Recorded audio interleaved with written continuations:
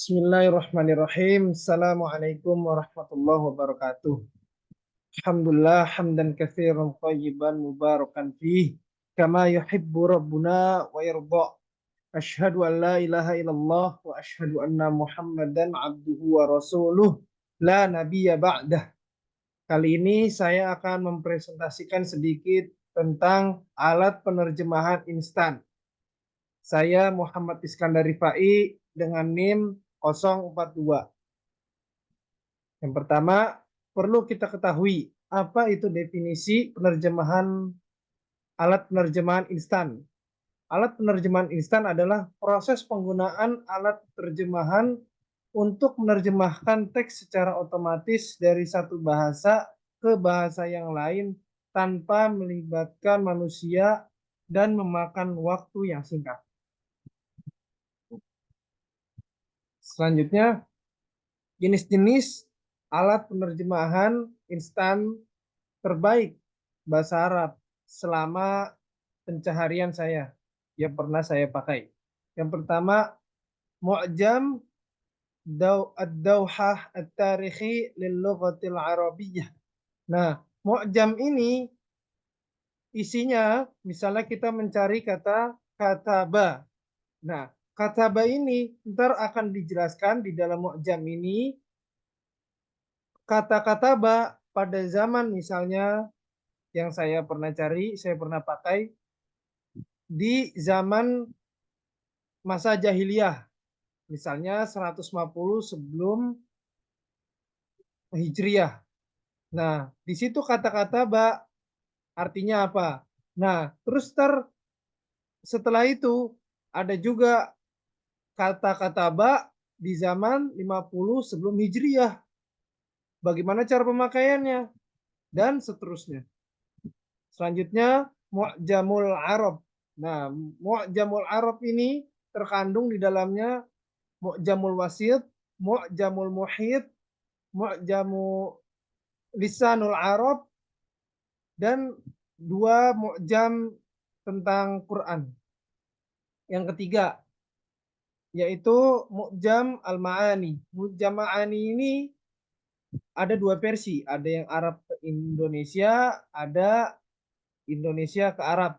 Dan ini fokusnya untuk mencari mufradat dan tidak seperti banyak variasinya seperti Mu'jamud Dawhah At-Tarikhi lil Lughatil Arabiyyah, tidak sebanyak itu. Selanjutnya Kamus Arab Indonesia. Nah, Kamus Arab Indonesia ini sangat bagus untuk membantu pembelajaran bahasa Arab. Dan di dalamnya ini terkandung beberapa mu'jam. Ada Indonesia ke Arab, ada Arab ke Arab. Dan di dalamnya juga terkandung, misalnya kita mencari kataba. Nah, kataba itu di Quran ada di ayat apa sih? Nah, di situ di Kamus Arab Indonesia ada terkandung di dalam Kamus Arab Indonesia. Terakhir, Ma'ajim Al-Lughatul Al-Arabiyyah. Ma'ajim Al-Lughatil Arabiyyah. Selanjutnya, kelebihan alat penerjemahan instan. Yang pertama, menghemat waktu. Karena alat penerjemahan ini instan, sangat menghemat waktu. Untuk selanjutnya, alat penerjemahan instan mudah diakses secara online. Dan dari beberapa tadi, ada yang online seperti Mu'jamud Dawhah itu online, dan sisanya itu semuanya offline. Yang ketiga, kelebihan yang ketiga yaitu alat penerjemahan mampu menerjemahkan teks dalam skala besar dengan waktu yang singkat. Selanjutnya, alat penerjemahan seringkali lebih menghemat biaya karena jika menggunakan jasa penerjemahan akan lebih memakan biaya yang lebih mahal. Selanjutnya yaitu kekurangan alat penerjemahan instan. Terkadang maksud dari pembicara tidak begitu tersampaikan. Atau ketika kita menerjemahkan suatu nas.